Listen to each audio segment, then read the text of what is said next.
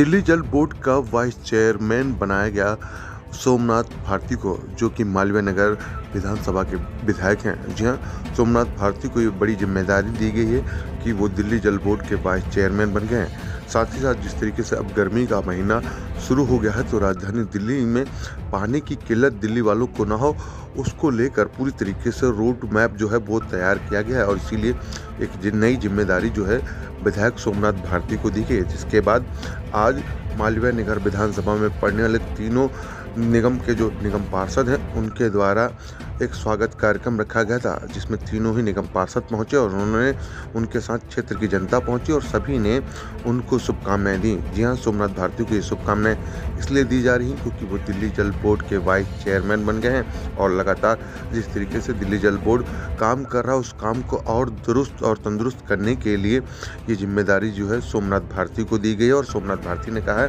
बखूबी वो इस जिम्मेदारी को निभाएंगे, क्योंकि दिल्ली के मुख्यमंत्री अरविंद केजरीवाल की सरकार दिल्ली में है और एमसीडी में भी अब दिल्ली सरकार यानी कि आम आदमी पार्टी है। इसलिए किसी तरीके की दिक्कत दिल्ली वालों को ना हो, इसको लेकर बढ़ चढ़कर काम किया जाएगा। साथ ही साथ उन्होंने बीजेपी को भी आड़े हाथों लिया, भारतीय जनता पार्टी को भी उन्होंने आड़े हाथ लिया और साथ साथ जिस तरीके से राजधानी दिल्ली में कुछ जगहों पर जो पानी की किल्लत है उसको जल्द से जल्द दूर करने की बात भी कही, क्योंकि पॉश इलाकों में पानी की किल्लत इस समय देखने को मिल रही है और यमुना के जल स्तर में जो कमी आ रही है उसको लेकर उन्होंने हरियाणा सरकार को दोषी ठहराया।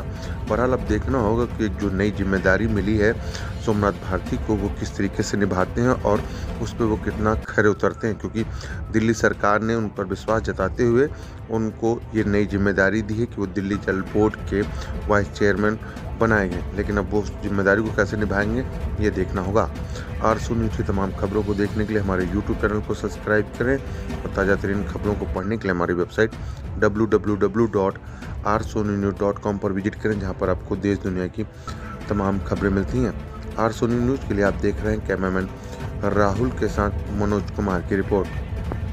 और किसी तकलीफ नहीं। 4 बार बुलाया राहुल गांधी को ईडी में, पता ना आपको, 4 बार बुलाया और जब बाहर आया तो दाढ़ी बढ़ी हुई थी। 4 बार ईडी में बुलाया। ईडी का मतलब अरेस्ट होता है, अरेस्ट नहीं हुआ। अंदर ऐसी बातचीत हुई, ऐसी गुट्टी फुलाई गई कि भैया तू दाढ़ी बढ़ा ले और भारत यात्रा पे निकल, तेरे एमएलए हम खरीदते रहेंगे। और हिंदुस्तान में ऐसा हो गया है कि एमएलए कांग्रेस का और सरकार बनती है भाजपा की। गोवा में 11 एमएलए थे किसके, कांग्रेस के, 9 चले गए भाजपा के पास। आम आदमी पार्टी के 2 एमएलए थे गोवा में, 2 के 2 वही हैं। आम आदमी पार्टी के 2 एमएलए नहीं बिके, कांग्रेस के 9 एमएलए बिक गए। तो सीधा वोट कांग्रेस, सीधा वोट भाजपा को ही दे दो यार। अगर कांग्रेस को वोट देना तो कांग्रेस को वोट देने का मतलब इस देश में हो गया है भाजपा को वोट देना। हमारे यहां भी कई लोग वोट खराब किए कांग्रेस को देके। कांग्रेस का तो उम्मीदवार ही भाजपा का उम्मीदवार था हमारे यहां, हर तरफ। गांव में 1 हाथ से भरा हुआ था और जिन्हें घर में खाने को रोटी नहीं थी, उनके यहां 20-20 लाख रुपए पहुंच गए। लेकिन क्या बेचा, ईमान बेचा। सब जगह मालूम पड़ जाता है। देखो कितने बंद कमरे में पैसे लो, मालूम बाहर पड़ जाता है। ये रूल है। तो कितने बंद कमरे में पैसे ले लो, बाहर मालूम पड़ जाता है। और ये एक अलग अलग किस्म का नशा है। ईमानदार राजनीति एक नशा है, जिसको चढ़ जाती है ना, उतरती नहीं है फिर। मतलब बाहर निकलो और ये सिर ऊपर करके निकलते हैं और वो 4 आदमी से मिलते हैं और वो जब बोलता है तो उस नशा को खरीद नहीं सकते आप। कोई पैसा नहीं खरीद सकता। पैसे तो मुझे कोर्ट से मिल जाते हैं, तो वकील हूं, है ना। और कितना खाओगे यार, न खाने का पता, न पीने का पता, मालूम ही नहीं है। तो आप लोग इतनी मेहनत करते हैं, उस मेहनत के बाद अगर कोई नेता बेईमान हो जाए तो लानत है उसको। क्यों? इसलिए ये जो बात मैंने की कि जनता में जो भावना पैदा हुई कि हो तो सकता है, लेकिन कर सकता है सिर्फ केजरीवाल। ना भाजपा वाले कर सकते हैं ना कांग्रेस वाले कर सकते हैं, तो चोर चोर मौसेरे भाई हैं दोनों। कर सकता है सिर्फ केजरीवाल। वो यही भावना उनको तकलीफ दे रही है, क्योंकि पहले दिल्ली ले ली, फिर पंजाब ले लिया, फिर घर में घुस करके 14% वोट ले लिया, 5 एमएलए ले आए गुजरात में, 2 एमएलए गोवा में ले आए, नेशनल पार्टी बन गए, एमसीडी में संख्या आ गई, एमसीडी में सरकार बन गई, सब 10 साल।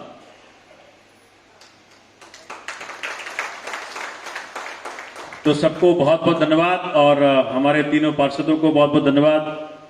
और कमल ने आज ये सवेरे आइडिया दिया था, कमल ने आइडिया दिया, फिर हम देखिए, जिस व्यक्ति ने मुझे जिम्मेदारी सौंपी है उनका एक विजन है, दिल्ली को लेके एक विजन है, जल बोर्ड को लेके एक विजन है, हर घर पानी पहुंचाने का 24 घंटे का विजन है। उस विजन को इम्प्लीमेंट करना, अगर मतलब विजन इम्प्लीमेंट तो होगा ही, अगर बीजेपी उसमें अड़चन ना करती और आगे ना करे तो दिल्ली वासियों को हर घर 24 घंटे पानी बहुत जल्द उपलब्ध हो सकता है। उसमें उसकी गति थोड़ी धीरे कर सकते हैं भाजपा वाले, लेकिन हम अपनी गति से काम कर रहे हैं। तो चैलेंजेस हैं, लेकिन जो भी सपने हम सब ने मिलकर देखे हैं, अरविंद जी ने जो सपने देखे हैं दिल्ली को लेकर के, जल बोर्ड को लेकर, उसको पूरा करना है। दिल्ली के बहुत से इलाके हैं पानी की किल्लत है, खासतौर पर साउथ दिल्ली के ही आपके ही ऐसे बहुत इलाके जहाँ पर पानी नहीं आ रहा है। खुद दिल्ली जल बोर्ड ने भी उसको लेकर ट्वीट किया। किस तरीके से पाइपलाइन को दुरुस्त करेंगे, कोई दिक्कत उसी से आ रही है? देखिए, 90% आप समझें कि 2014 तक दिल्ली के अंदर करीब 40%, मान लें कि 40% इलाकों में पाइप्ड वाटर नहीं आता था। आज वो संख्या पहुंच गई 97%। अब 3% इलाके रह गए जिसमें कि पाइप्ड वाटर आ रहा है।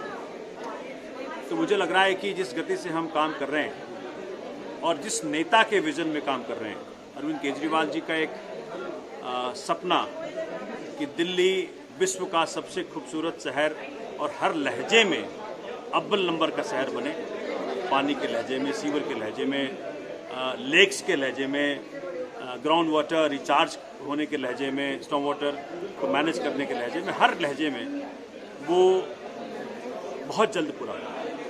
और जिन जिन क्षेत्रों में मुसीबतें अगर अभी भी हैं, उन क्षेत्रों के विधायकों के साथ मीटिंग की जाएगी और हर कॉलोनी का प्रॉब्लम पानी का अलग अलग नेचर होता है, किसी कुछ मुसीबतें, किसी कुछ मुसीबतें, तो बहुत कम है, लेकिन जहाँ भी है हर दिल्ली वासी को मैं वादा करना चाहता हूँ अरविंद केजरीवाल जी के बिहाफ पे कि उनकी पानी की जो कुछ मुसीबत अगर रह गई है उसको तुरंत और बहुत जल्द ठीक किया। ये जो टैंकर जो है, देखिए, कुछ चीज़ें तो जानबूझ के जिंदा रखी जा रही है भाजपा के द्वारा,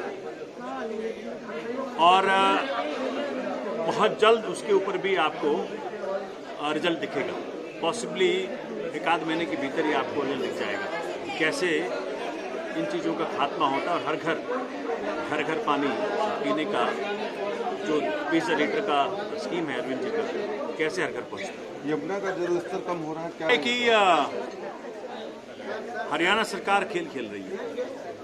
सैंड माफिया यमुना की पानी को ब्लॉक कर दिया है, दिल्ली ना पहुंच पाए, तो वो डिप्लोमेटिक लेवल पे, सरकारी स्तर पे जो भी कुछ करना पड़ेगा हम करेंगे, जाके बातचीत करेंगे, इसका समाधान लेके आएंगे। ठीक।